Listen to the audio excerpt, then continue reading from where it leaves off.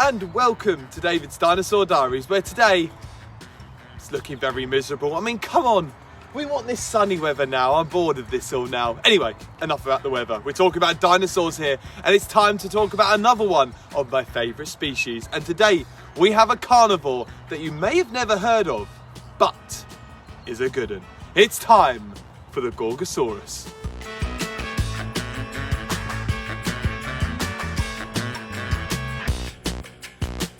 Gorgosaurus was a huge bipedal predator that grew up to 30 feet long and reached heights of around 9 foot tall.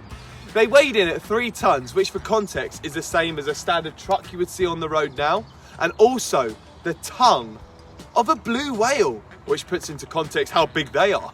As we said at the start, these units of dinosaurs were carnivores.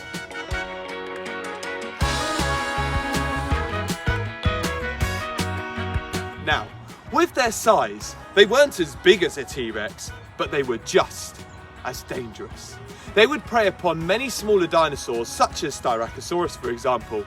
They possessed up to 60 sharp teeth, and like the T-Rex, they had very small arms, so brushing their teeth would have been a nightmare.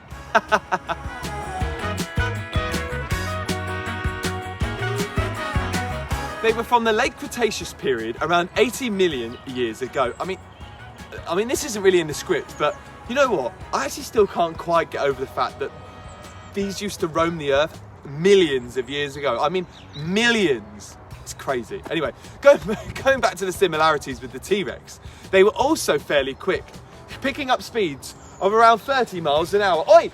Oi, you! It's 20 miles an hour here. Oi! Ah! Ah!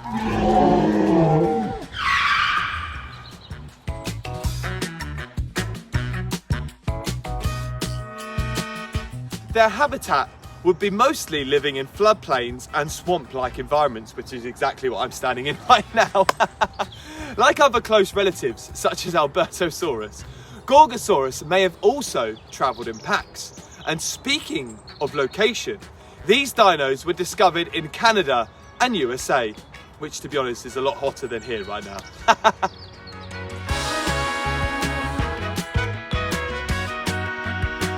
These terrific dinosaurs also look very similar to one of my favourites, the Carnotaurus. And no, that's not because of the Disney film. Yeah, it is. They have 2 horn-like bumps on its head just above the eyes.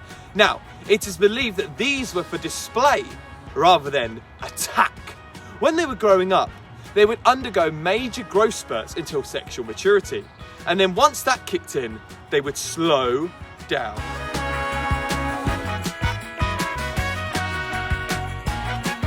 As I've said before, I always enjoy a video about one of the big carnivores. I mean, they're just so simply awesome, cool, big nerd coming out here.